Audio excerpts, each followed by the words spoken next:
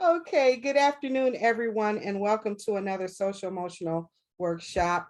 Today, we will be talking about marijuana and the effects that marijuana has on your body. We are with CARE of Southeastern Michigan, Joe and Theresa. Welcome back. We are always so very glad to have you guys. Thank you. Thank you, Tony. Thank you, Tony. All right, well, let's get started on the topic today. I am Joe Galino, and I have a Bachelor of Science in Counseling Psychology, but on the screen you see the CPS. I am a certified prevention specialist, and also Theresa is a certified prevention consultant, and we're certified through MCBAP, which is Michigan Certification Board for Addiction Professionals. So we do have some background on, preventing drugs and alcohol and education on that. I'm going to start with some of the classifications of drugs. And you see on the screen on the left-hand side, opioids. Now you see some of the illegal and legal forms of opioids, legal as in with a prescription, that is. And opioids are pain reducers, right? They block pain. So that's what they're used for. And we do need pain management in our lives. We do have, operations, broken bones, dentist, dental work that we need to have some pain management. And that's what opioids are for, as long as you use them minimally and responsibly. The next category of stimulants, this races the central nervous system, right? Speeds up the heart and makes us more aware and anxious.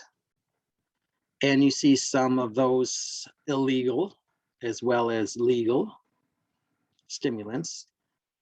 Then we have the hallucinogens. This actually kind of detaches you from reality. You see some of the legal and illegal acid. See if I can pronounce that correctly. It's always a mouthful. Psilocybin, the magic mushrooms, and the ecstasy and Molly are under this categories. Ecstasy and Molly are actually stimulants too, but they can, lead to those hallucinations and things. So the next category, depressants, and this slows down the central nervous system. And you can see America's #1 choice, alcohol, right on the top. GHB, which is the date rape drug. And then barbiturates and benzodiazepines.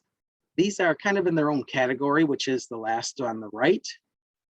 But also they are depressants, right? They're sedatives. So they're taken for anxiety, for sleep. And you can see like Valium and Xanax to deal with the anxiety. But what you don't see in these classifications is the topic of the day. And all of these boxes and all these categories, we don't see marijuana listed there. Because marijuana is in a class of its own. Marijuana could be a stimulant, which the sativa on the left is the strain that is a stimulant. It's more of alertness, creativity, increasing energy. So it's more mind dominant, the sativa plant. And then marijuana can also be a depressant, which is the indica strain. And you can see that is the relaxing sleep aid. It's more of a body dominant strain, which is a sedative, sedating, muscle relaxing. And to remember the difference between which one is the stimulant, which one is the depressant, somebody told me this great way to remember them. The depressant is indica, which relates to in the couch, right? So you smoke it and you fall in the couch and it's a depressant. So indica stands for in the couch.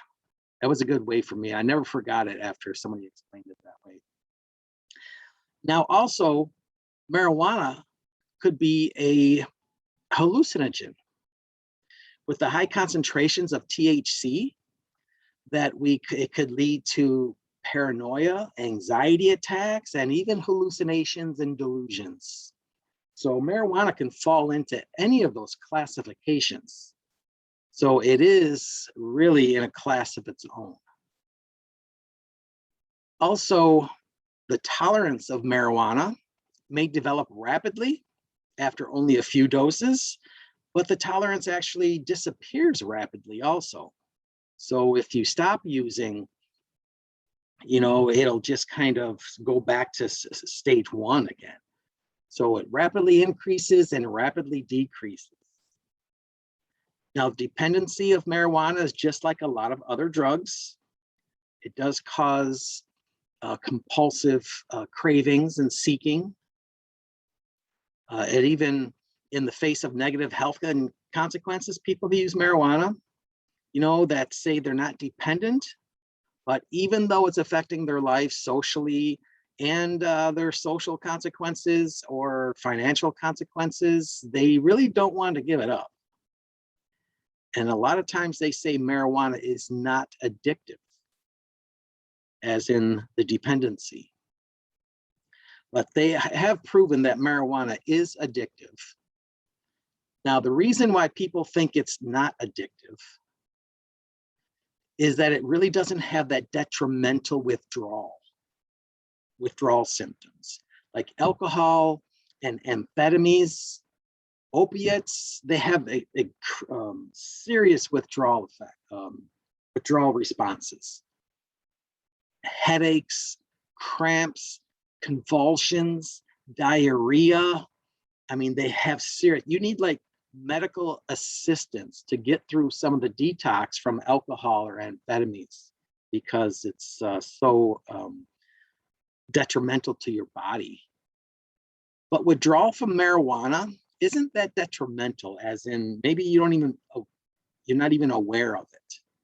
So it's almost like quitting cigarettes. There could be some restlessness and irritability. There could be some, shakes or hyperactivity, insomnia, increased dreaming. I hear people have like really whacked out dreams and stuff, and their sleep cycles are off.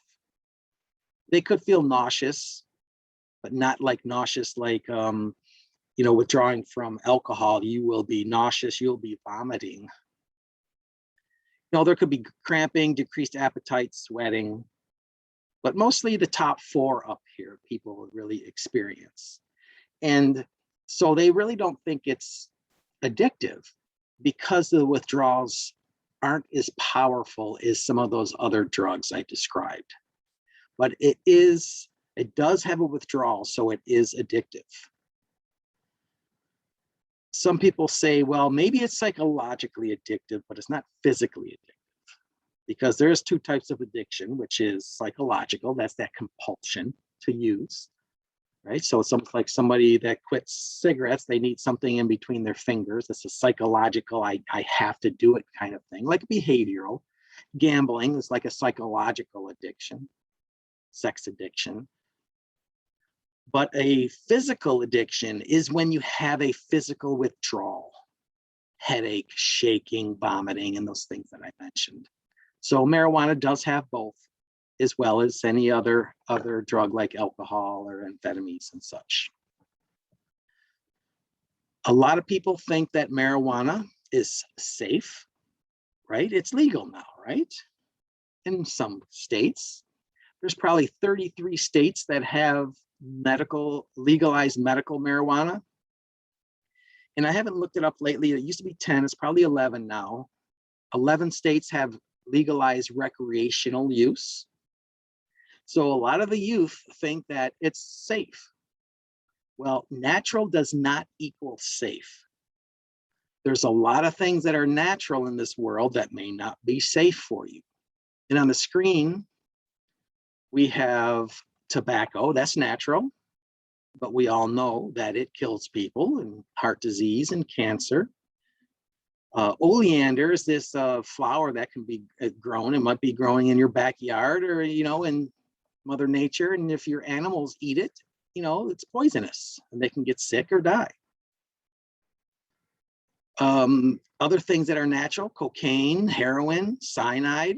These are all natural substances, and they are very harmful, and some can kill you. But poison ivy, that's natural. Are you going to go walking through poison ivy and rub it on your skin? No. So that whole argument of it's Mother Nature, it's natural, so it can't hurt you, is really a fallacy, because a lot of things that are natural can hurt you. So that's the first thing I always talk about youth, that nature doesn't mean it's safe. Now, marijuana impacts us in a variety of ways.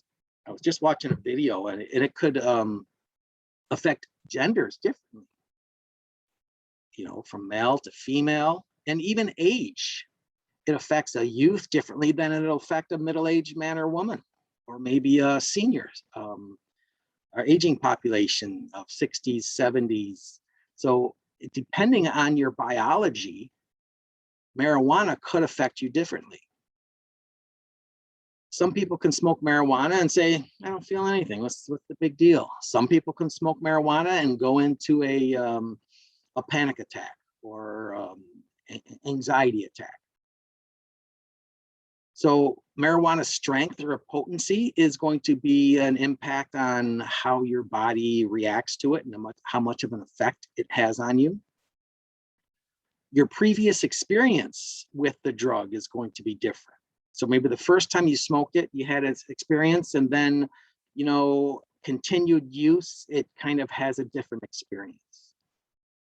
Your brain maybe gets used to it, or maybe gets worse from it.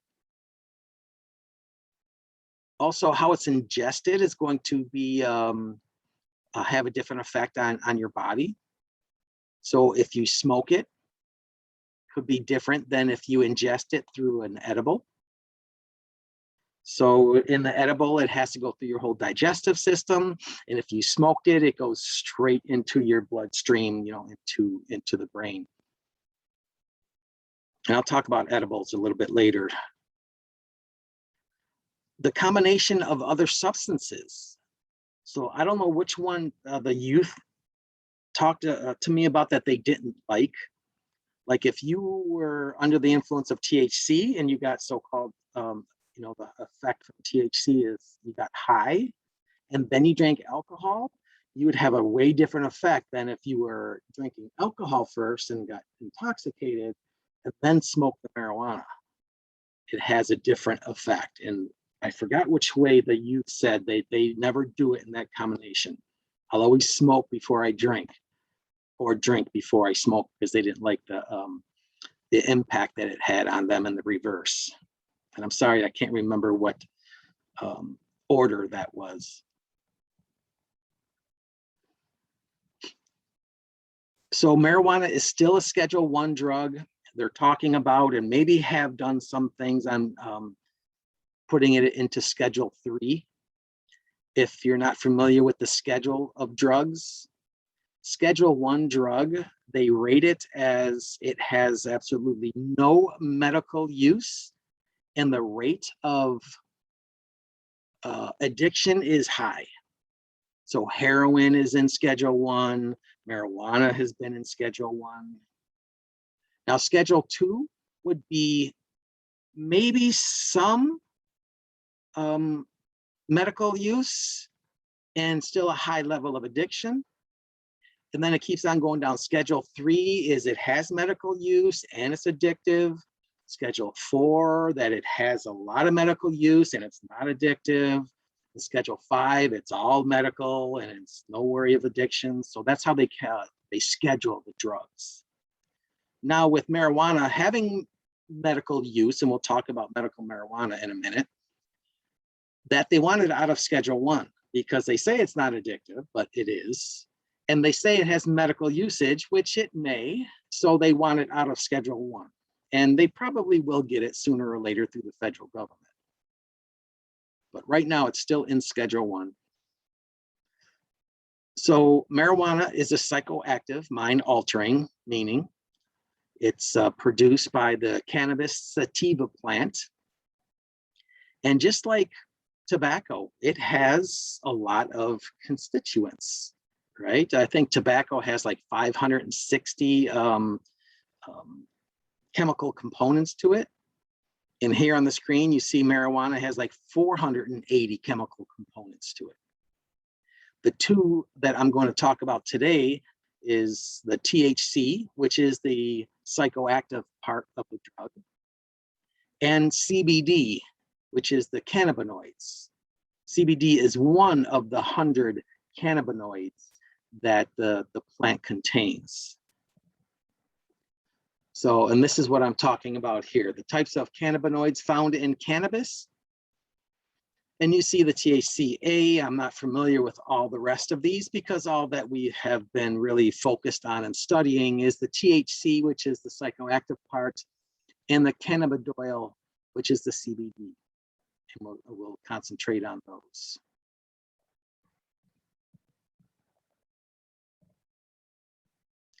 So in our brains, we have a whole endogenous endocannabinoid system. And when they say endogenous, that means that it is made in the brain. So I don't know what all of these are. I'm not a neurologist, but a lot of these, like 2AG, I know is dopamine. Anandamide, we're going to talk about that in a minute. And the rest of these, you know, they're just the endorphins and chemicals in our brain that help run our endocannabinoid system. So we have endocannabinoid receptors throughout our body. They're in our brain. As you see, CB1 is in our brain, it's in our muscles, in our gastrointestinal system. And CB2, and these are the only two that they found. There could be more in our bodies, but with the research, they found CB1 and CB2 right now that they've been studying, and that's in the brain and in the immune system. Now we have endocannabinoids receptors in our brain, in our stomach, and in our pelvic region. They have all of these receptors. And this helps this endocannabinoid system that you see in all the bubbles. This is like the equilibrium of our body. It helps regulate our energy balance, our stress recovery, our food intake. So all of the system, you know, when you're hungry, that sends signals. When you're full, it sends signals. Our whole metabolic homeostasis of our bodies, you know, so that whole homeostasis of things going up, blood sugar going up, insulin coming and lowering the blood sugar. So that whole system is being controlled by all of our endocannabinoids. Internal, that is, endogenous. Our cardiovascular system, the endocrine axis, neuroprotection, that one sounds important, huh? Neuroprotection, all our neurons, immune modulation. So all of this is happening in our bodies naturally. Now, if we add a substitute, well, I'll get to the substitute in a minute. So here in the brain, you see the receptors. And like I said, in the stomach and also in the pelvic region, you'll have a lot of these receptors. And they're in pretty important parts of the brain. Well, I imagine all of the parts of the brain are important, but let's go through these where a lot of these receptors are. The nucleus accumbens. This is this reward center here. Everything passes through the reward center. This reward center tells our body that what we did felt good and to do it again, right? And so if we do things that feel good, the receptors say, oh, that was good. Like the dopamine, serotonin, all of that says, hey, that was good. You need to repeat that again.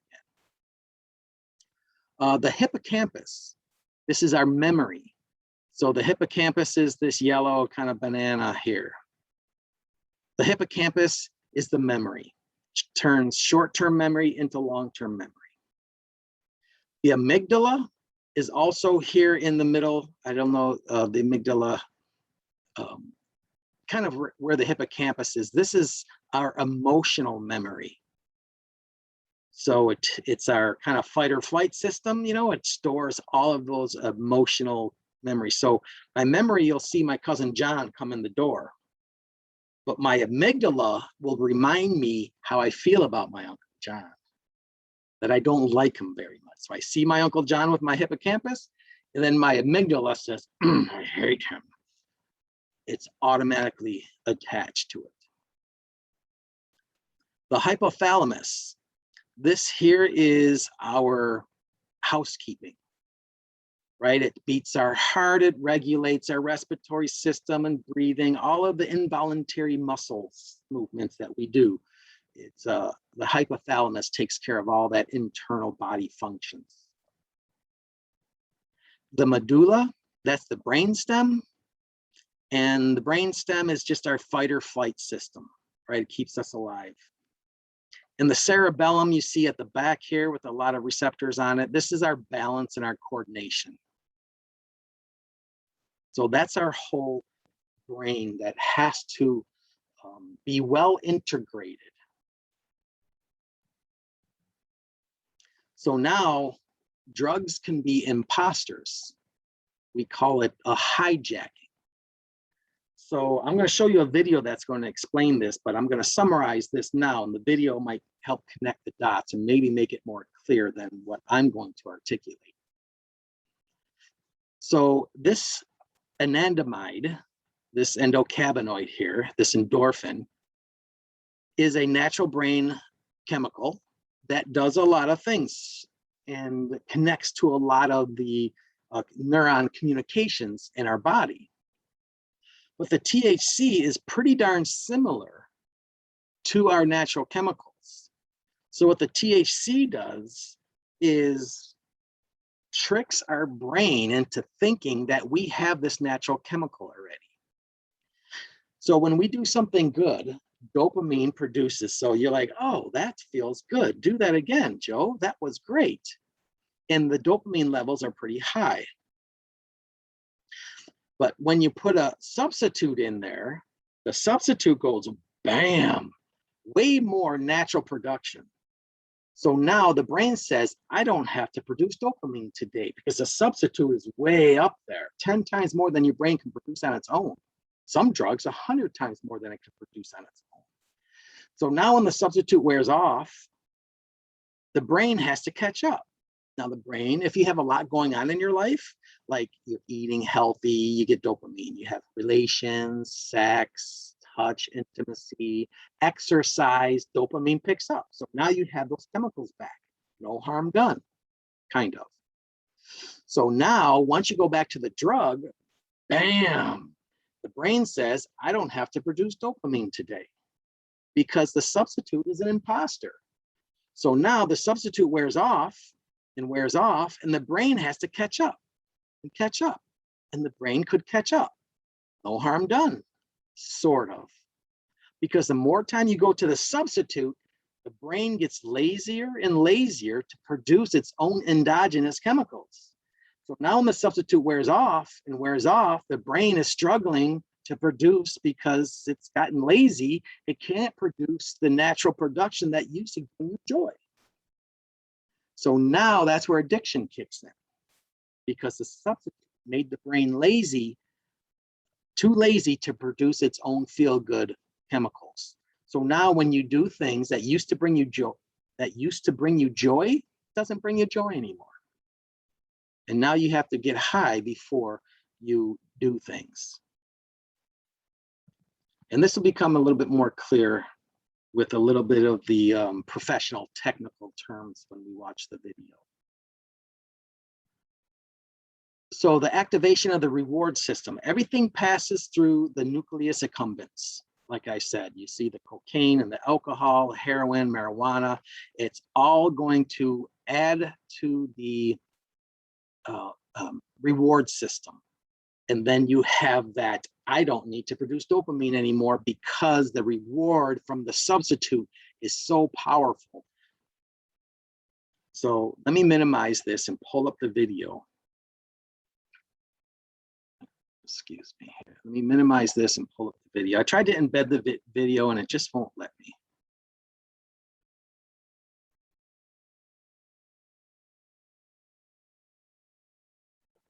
Hold on, I don't see it as a selection. Maybe it's minimized.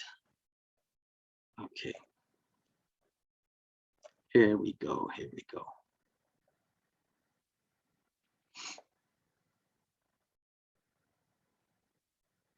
All right, I found it here. Share sound, full screen, and let it rip.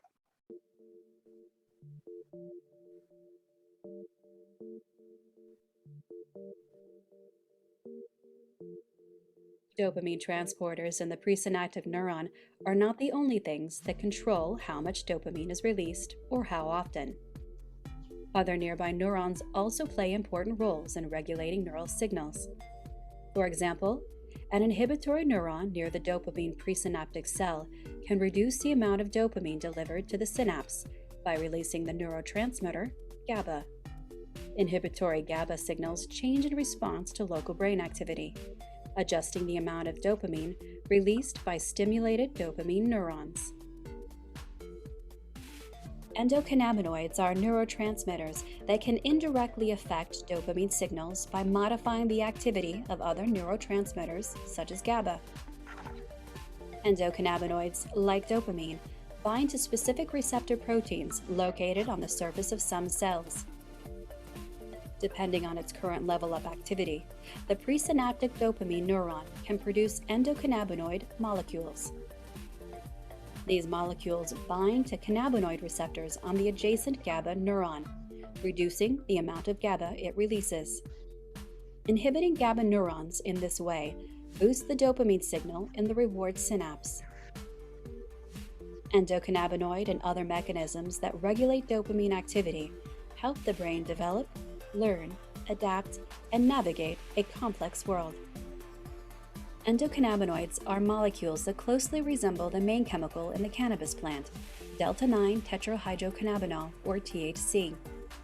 Because THC is so similar to the brain's own endocannabinoids, such as anandamide or 2-AG, smoking marijuana directly affects the brain of the user. When someone smokes marijuana, THC molecules quickly reach the brain. There, THC competes with the brain's endocannabinoids to bind with cannabinoid receptors on neurons that regulate dopamine activity. Among other effects, THC reduces the release of GABA in the striatum. This reduction, in turn, causes nearby dopamine neurons to release more dopamine. Increased dopamine release produces the positive feelings or the marijuana high. Marijuana use can have far-reaching consequences in the user's brain.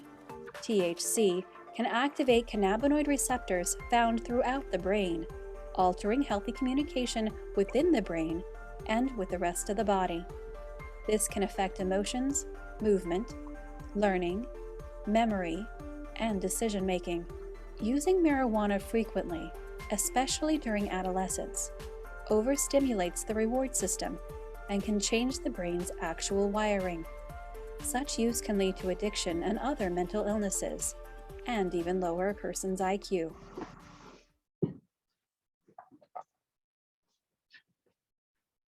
Okay. Let me summarize that. I had to watch that video like 5 times to really get that whole system. So that GABA, which is that inhibitory neuron, controls the amount of dopamine that will be released.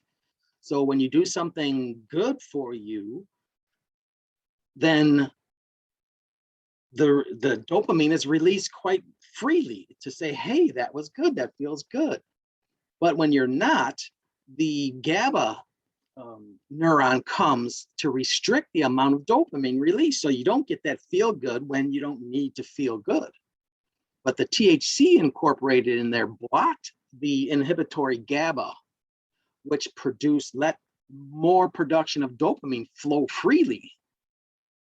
And after a while, that will continue where you won't be able to have a natural production of dopamine flow and stop when appropriate. All right, so that's the whole neurological kind of component of marijuana. A lot of people think it's safe, no big deal, but it does. And like they said in the video, the earlier you use, the more harm or danger of addiction, right? So if you're a full-grown adult and you're 40, 50 years old and you smoke marijuana, yes, it's still going to affect your brain, although it won't have maybe that detrimental effect of changing the structure and chemical function of that brain. All right, so the weed strain names don't indicate any genetic difference. So you see down here, there's like 7, I'm sure I made this about 4 years ago, this PowerPoint. So there are probably more of these strains that they cross. 779 known strains and growing. And you can go to this website here, leafy.com, and it's like shopping. You click on either indica or sativa or a hybrid. You see all these mental health disorders like, hey, this one's good for anxiety and depression and sleep disorders. And it's like a doctor, really. So I don't know who's doing the research and thinking, because they say that there's not much genetic differences in all of these strains. And now you can go on this site, you can pick your favorite strain, and they got all kinds of cool names for them, get them delivered right to your door. Excuse me.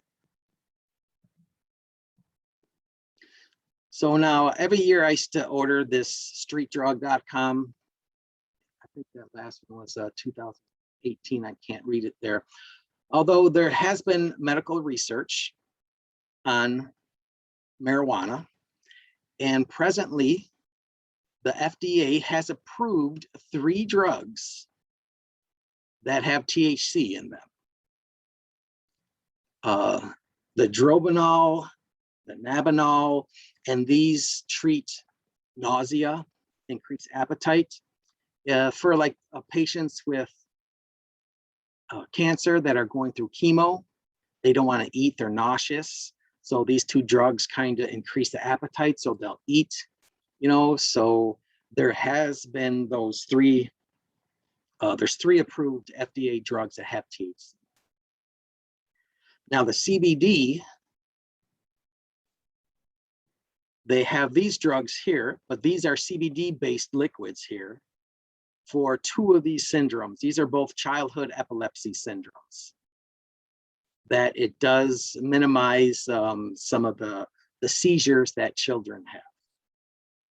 So they're still doing a lot of research. And this is, from the National Institute of Drug Abuse and the Natural Institute of Health and Human Resources. And some of the medical marijuana, not much research because it was a Schedule I drug. So they haven't been doing, decades and decades of research on marijuana because it is a Schedule I drug and federal dollars can't be spent on research. So preclinical and clinical trials to treat symptoms of illnesses and disease that affect the immune system. So they've been studying the marijuana for HIV and AIDS, for muscular sclerosis, inflammation, pain, seizures, substance use disorders, mental health disorders. So they're really researching to see the effects and the use of marijuana in some of these illnesses.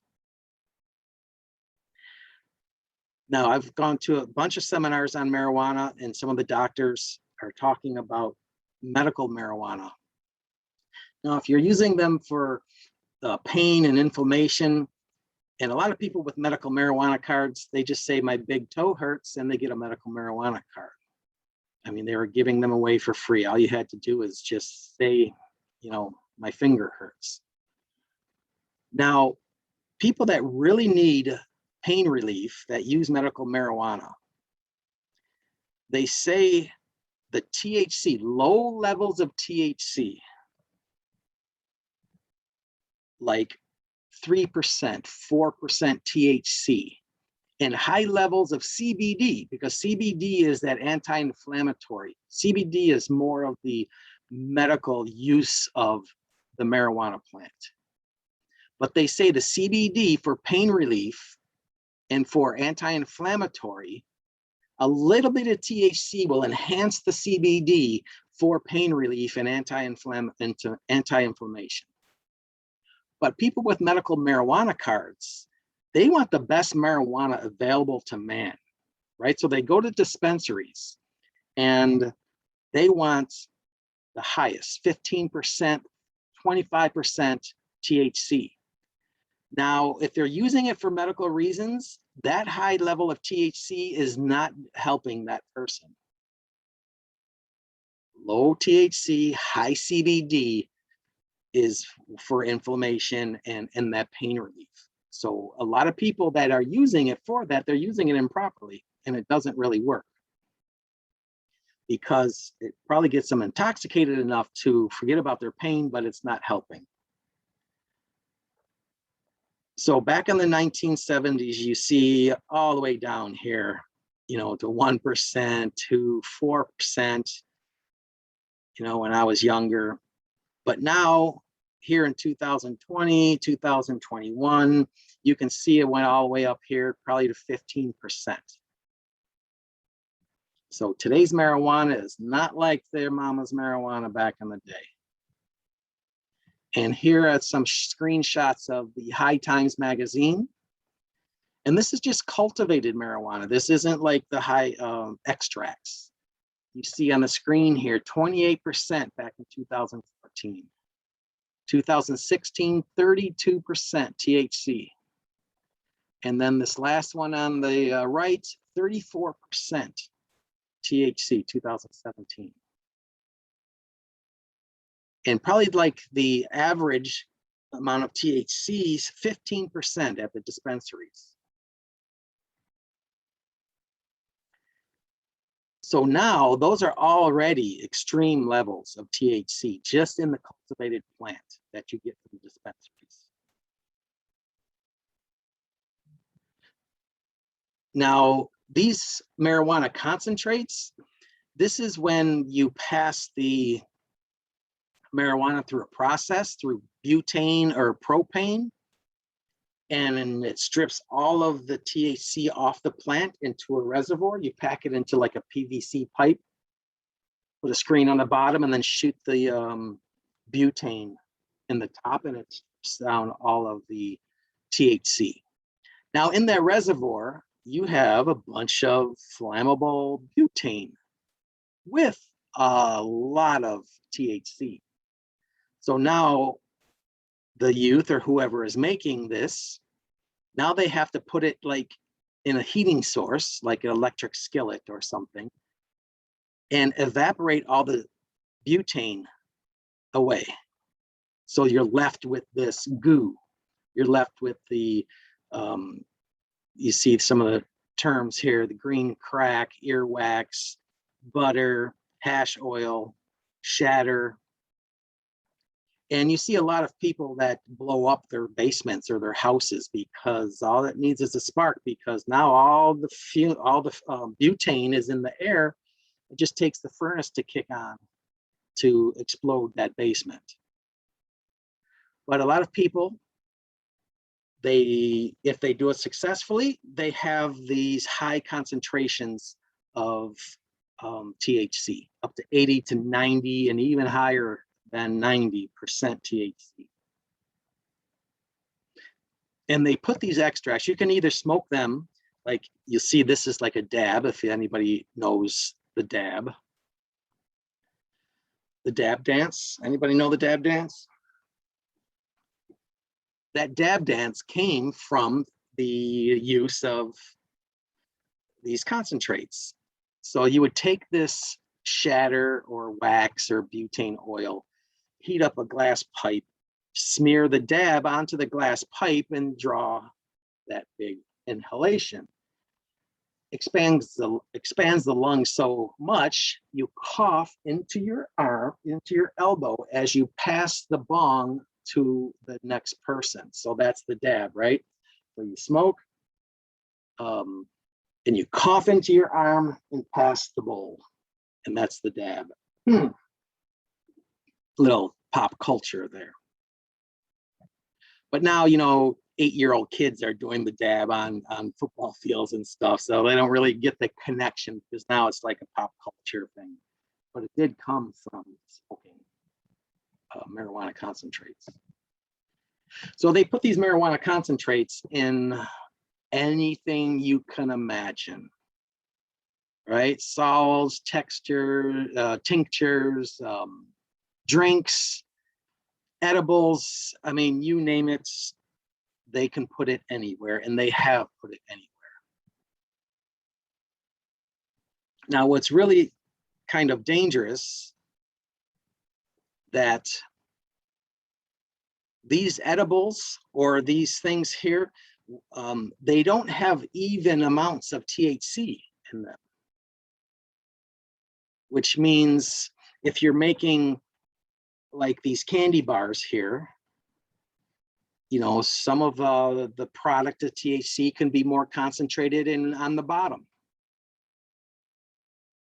Sometimes they spray the chemicals on the edibles. But edibles often contain 3 to 20 times the THC concentration recommended for intoxication. So if there is a dosage on any of these, to eat like 1/4 for the dose, and maybe you eat the one little square and nothing happens, and you eat it again, because it could take half hour, it could take 40 minutes, it could take an hour. So there's a lot of extreme intoxication accidentally by using too much because you didn't feel the effect right away. And also, I mean, who eats one little square of one of these candy bars? Somebody might eat the whole candy bar. But edibles are dangerous because of the lack of knowledge about how much THC you are ingesting. How long does THC stay in your system? First time use, 5 to 8 days. Now, 2 to 4 times per month, you see a little bit longer, a couple weeks, 2 to 5 times per week. Now we're looking at month, and it just keeps growing because marijuana is stored in our fat cells. And the THC, they measure them in nanograms. And the more often you use, the more concentration is being built up and stored in your fat cells. And if anybody knows what the brain is made of, fat, protein, water, high concentrations of fat. So that THC is stored in our fat cells, and it could, for daily use, you see up to 63 days there. Now, if somebody did get in trouble and they stopped using marijuana, but they keep testing positive for THC, which is totally possible. But let's say you had 500 nanograms, and now you get tested next week, and you still have 500 nanograms, well, that means you must have smoked some marijuana. If you didn't, maybe you have 490 nanograms, so it should be dropping. But if those nanograms aren't going down, then you're not, you must be continuing use. And we asked teens, I visited this rehab.com, and there's these top 5 reasons why youth use marijuana. There's that experimenting, bandwagon, everybody's doing it. They're bored. To feel better means that they're feeling kind of down, and doing it makes them feel better. And to feel good just means, hey, I'm fine, but it feels good when I use it. So there is a difference between to feel better means you feel bad, and it makes you feel better. So those were the 5 that the youth shared. Joe, And some youth, go ahead. you said that, especially in the edibles, because no one eats a square of a Hershey bar, Is it possible then to overdose? And if so, what does that look like? Yes, there have been, poison control called. Somebody with high levels of THC, they might have a panic attack, anxiety attack, or they just feel extremely horrible. They just kind of freak out a little bit. And yeah, so it is scary for that person and the people around them. So yes, you could overdose. And there's people that say nobody's ever died from marijuana. Well, actually they have. And I don't know if it's in this PowerPoint, but I do have this one exchange student. I forgot what country he was from. He went to the top of the college and he jumped off. He ate one cookie. And then there was this father who ate some edibles and he, shot his wife in front of his kids. Now, was he going to do that anyways? Or was it distorted perception? Did the guy who jumped off of the college roof, was he committing suicide? Or did he think he can fly? So yes, these high concentrations have had really adverse effects. And it is pretty scary when you do overdose on THC.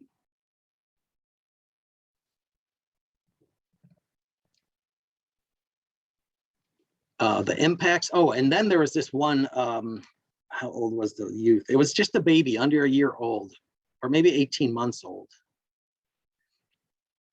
Rushed to the hospital and died from poisoning, tested positive for THC.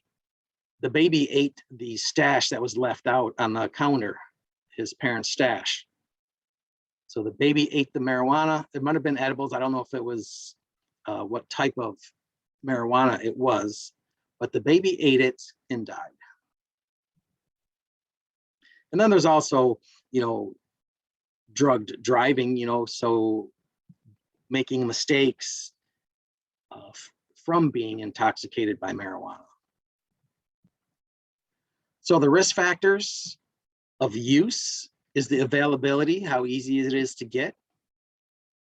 Family history, so if there is addiction in your genetics and you start using, it's a higher risk. Not that you will be addicted, but it's a higher risk.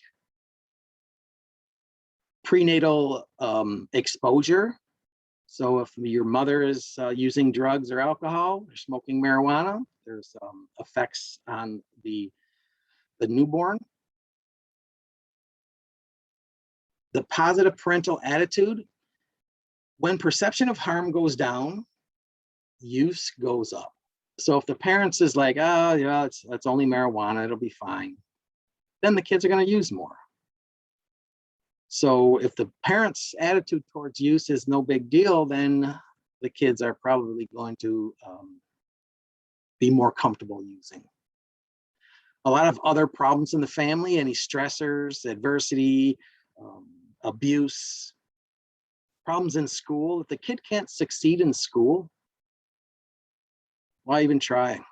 I might as well just skip school and go smoke cigarettes or marijuana in the parking lot. So if somebody is struggling in school, that's a risk factor that they may turn to drugs or alcohol. Peer acceptance, of course, the peer pressure, and the earlier use. The earlier they use, the higher risk of changing that brain in addiction. The comorbidity, this is where there's addiction, there's mental health challenge. Where there's a mental health challenge, there's a risk of addiction. So let's say you're self-medicating because of a mental health disorder, ADHD, anxiety. So you use to self-medicate. That self-medication could lead to an addiction. Let's look at the other way. Maybe you already, so maybe you are using, you don't have a mental health disorder, but you're using the drug first, and that leads to a mental health disorder. So marijuana has been connected or correlated with psychosis, with schizophrenia, depression, anxiety. panic attacks. So it's like, what came first? Did you use the drug that led to a mental health disorder? Or did you have a mental health disorder first that led to an addiction? Right? What came first, the egg or the chicken? And then other correlated risk factors like ACEs, like is adverse childhood experiences, genetic predisposition, you know, your environment, that is the correlation. So marijuana in mental health, marijuana use can make depression or anxiety or other mental health problems worse. Has been linked to suicidal thoughts.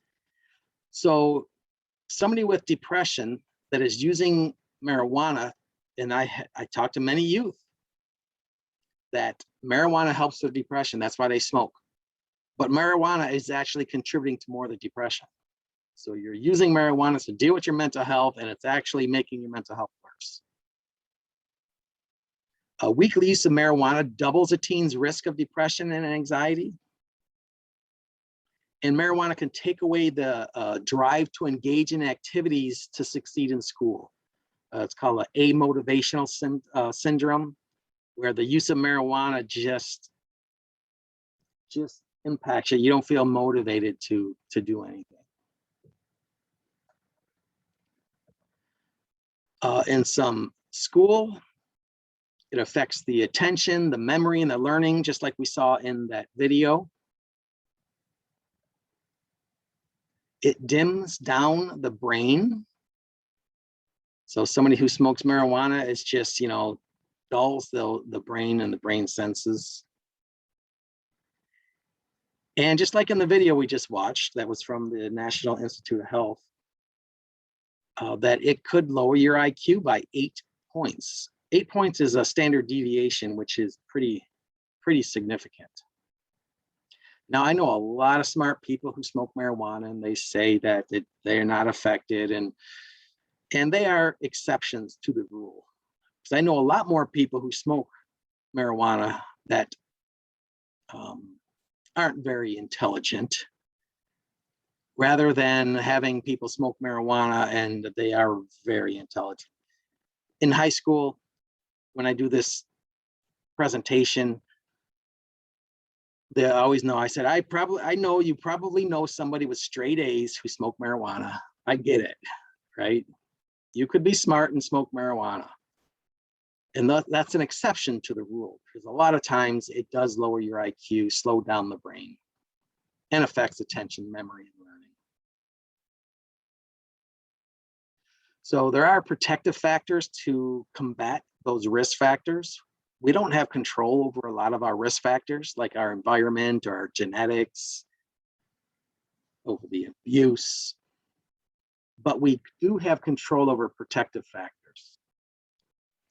The individual could be close to an adult, you know, have one safe adult in their life that could be supportive, get involved in activities, whether that is physical activities or the arts or church or whatever activities. Work on their self-esteem if they have low self-esteem, which is a risk factor. So having positive self-esteem and a little autonomy and control over your life, and being successful in school is a protective factor. Family protective factors, what families can do is have that strong bond, have parental involvement, you know, show up for your kid, be there for parent-teacher conferences, for their dance recitals and their football games, have clear limits, no use rule in this house, and just have open communication, talk early, talk often. Don't only talk when there's a problem. And when we do talk to our kids, I care, I see, I feel, listen, I want, I will. Instead of that fear-based parenting where you're like, you better not do this, and I'm sick, and you're grounded, and all of that yelling and fear-based, we need to say, I care about you and I don't want you to get hurt. The I see is just the facts. When you came home last night, you were 3 hours late and smelled like alcohol. None of these screaming, yelling, just say just the facts. I've noticed A, B, and C. Then the I feel. I'm really worried that you might get hurt or even killed. That's the way to start a Carefrontation. Then listen, it's only marijuana, Mom. Don't worry about it. Everybody smokes marijuana. It actually helps me. It's legal now. It's fine. And then you reflect. So what I hear you saying is that marijuana is not dangerous and it helps you with your anxiety and you think that everything's fine. Now, because when you reflect and repeat back what they said, it lowers their defenses and they're like, wow, Mom's understanding. Now I want, right after hearing their side, I want to, you need to tell them what needs to happen. I want to make sure that you don't use. We have a no use rule in this house. I'm willing to, whatever you're willing to do to help them. I'm willing to let you go to some parties or have some freedom as long as we have an agreement, kind of thing. So that is a better way to confront and talk to your youth about drugs or alcohol. School protective factors, the access to some services, positive teachers, effective classroom management, presence of mentors, engagement and opportunities, community protective factors. This is what, we can increase the cost, limit the venues, hold retailers responsible. And I like this one. I've been seeing a lot more commercials on marketing to counter product advertisement. I see it a lot on cigarettes and vaping. Now they have the depression stick. I watch YouTube videos and the first thing that pops up is, hey, got some depression. You want to try this depression stick? And I thought that was a pretty unique way of counter advertising vaping. I don't get it. You don't get the commercial? What's a depression stick? What do you mean? I don't get what you're saying. It's a vape product that you vape, it leads to depression. So they're just saying, hey, vaping, hey, you want, we used to call them cancer sticks, right? So, hey, you want this cancer stick? I'm just not cool enough to be up on the latest lingo. I just didn't realize what stick meant, what you meant by that. Yeah, the stick was the vaping utensil. So we do have alternatives to suspension. We go into schools and teach some of these programs here. But for adolescent programs, we have adolescent anger management called PATS, Peaceful Alternatives to Tough Situations. And sometimes it's just, helping that child manage the emotions and the anger and the defenses and stuff, and self-esteem could help him or her, stay off of drugs or alcohol or get off of drugs or alcohol. Teen Intervene is a intervention where if your kids experimented with drugs or alcohol, that they have this one-day program to educate that youth on drugs, addiction, refusal skills, and such. In depth, this is if you are addicted to tobacco, it's an intervention for nicotine dependency. And it is a 4-session, 50-minute, 4 50-minute sessions to complete the program, or early intervention. So we, instead of suspending them and grounding them and do all of this, we do need to have alternatives to suspension to provide resources and help. And these are the resources that I got a lot of the information off of, reputable resources like SAMHSA, Substance Abuse Mental Health, National Institute of Health, drugabuse.gov.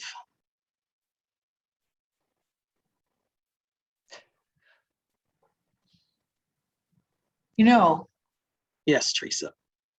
I think that you should put the parenting classes on there for prevention. Oh, all the things that you mentioned in the protective factors for family, that's all covered under the parenting classes. You know, creating that close bond, learning to communicate well with your kids, all that stuff that you mentioned is like right in the parenting classes. Put that in there. Thank you. You don't have to do it right now, Joe, but Oh, I'm going to do it right now. going forward, you could just mention it. Any questions out there? Marijuana is a hot topic. I hope it opened your mind or led you to kind of go further to you some more research or just some talking points that you can talk to your youth about. James has a question.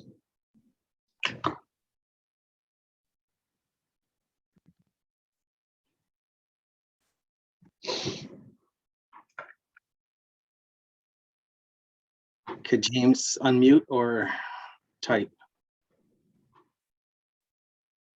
I never Okay. get to go to these because I usually have my granddaughter, but she's sick today. So anyway, so I started to say I lost my wife 3 years ago to cancer, but we started using medical marijuana by the recommendation of some family friends for the days after her chemo. And it was like night and day. Before we used the product, she was just a mess. She was in bed like she was dead for like 3 days minimum, if not more. Then started using medical marijuana and she'd be able to come downstairs and live a normal life. You know what I mean? So there's definitely something there that works. You know, I don't know. No, I agree. I mean, I've heard people use medical marijuana for things and use it properly, and they've had some pretty good outcomes. I do agree, especially for that chemo and the James, seizures. can I ask you if it was edible or smoking? It was both. It was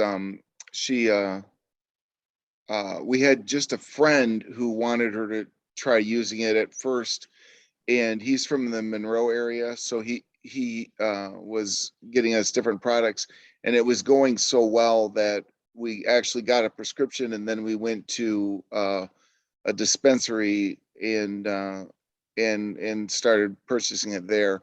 But the edibles are hard because you don't know how much of the effective drug is within, like if you're eating a brownie or something like that. So that, like, she would just pick off like a little bit of it and then see how she feels, and then later take another little bit of it if she needed to. So it was, like, I mean, I don't know, people talk about edibles, but she had to manage it very carefully. It's harder to dose and know how much you're intaking, and you gotta wait 20-30 minutes before you find out the effect. Is that correct, James? Yeah, well, I mean, she was conservative about her use, but it worked out really well. There was a really good, it's a couple of years old now, but it's an interview with a University of Michigan doctor, a neurologist, and it's a long interview. It's on YouTube. Steven Crowder hosts it, and she's talking about the effect, the various effects similar to your presentation of marijuana, but she says it's not one drug, it's 600 drugs. It's just, there's so many different drugs within the plant itself, and growers can enhance or diminish any one of their effects over time. So it's just, it's just really dangerous for kids to mess around with. I mean, there's no ifs, ands, maybes, or buts, but for medical use though, I think there's definitely something to consider. Yep. And now they're, once they take it off of the Schedule I drug, they're going to do more, and they're starting the research, like the slide that I had about the medical research that they're doing. So yes, there are some components of that marijuana that could be beneficial for certain things. And let's get it regulated and not just have the bud tender, that's the dispensary guy behind the counter, the bud tender start giving you recommendations. There was, you know, it's funny when you were talking about natural, there was a situation where growers were using a product to kill fungus on their plants. It's basically, it's used by, you know, farmers for vegetables that are prone to growing fungus. So in that circumstance, it's safe, but the when you light it on fire, it becomes toxic. So Sure. the people were purchasing this product thinking that it was safe, and it absolutely wasn't. You know what I mean? There was, you know, it's been a couple of years now since I saw that article, but Yeah. Just like tobacco, there's 596 chemicals that the government, federal government, lets you put in tobacco, the big tobacco, and they're fine until you burn them. And then it turns into 5,000 carcinogens after you burn them. So same thing.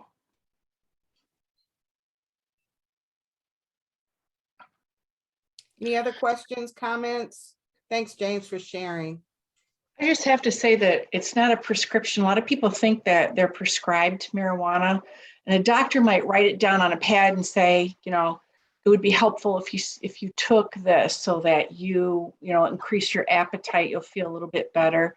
But it's not really a prescription because it's not a medication. It doesn't really, they haven't proven yet that it actually cures anything, or that, you know, it just really alleviates some symptoms. It's just a misconception, and kids are using that to say that, oh, it's okay, you know, it's prescribed, so it must be okay. Just like Yeah, they call it a recommendation, right? Yeah, recommendation. Yeah. So did you say that edibles have 3 to 20 times the level of intoxication, or what was that about, that one slide? Is that what it said? 3 to 20 times the level of that. I don't know. What was it? I'm trying to Not necessarily the level. It said, let me find the thing here. It said edibles often contain 3 to 20 times the THC concentration recommended for intoxication. So, okay.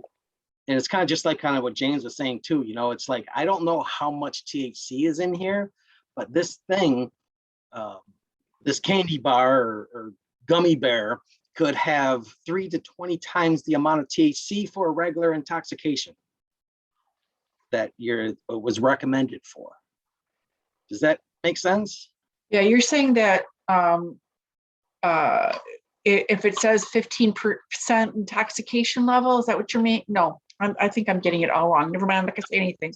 Say this amount of THC, say this eyedropper of THC is enough to get you intoxicated. Edibles have 3 to 20 times that little eyedropper, is what I'm saying. And you don't know. One beer is enough to get. One beer is enough to get you intoxicated. Now, if you compare that to edibles, there could be 10 beers in that one beer. It's going to get you really intoxicated. Does that make sense? That makes sense. Yes, I get what you're saying now. Yeah. And is that because there's no regulation? It's no regulation, and like those concentrates, when they're making them, part of that candy bar can have more THC on this side than this side. You can go ahead and unmute, James. No, he just answered the question. They use the oil, the marijuana oil, and so like if you know, Betty makes brownies, pot brownies for her friends, and everybody cuts up the brownies, and everybody has one. Unfortunately, one person in that group might get really slammed hard. You know what I mean? You just don't know. It's an oil, so it doesn't dissolve in the batter as easily as one might wish it to. So that's what I'm aware of. Like, I know that, but the ones that are sold at the dispensaries, which, you know, like the gummy bears and suckers and stuff like that, you would think that they would be able to, that would be more manageable. I would assume that would be more manageable. I think when people use the product at home, or when they buy it from people who just make it, I think that's where they're going to run into trouble. That's just my guess. I'm not an expert, but Yeah, I don't know. Okay. Great presentation, you guys. Very informative.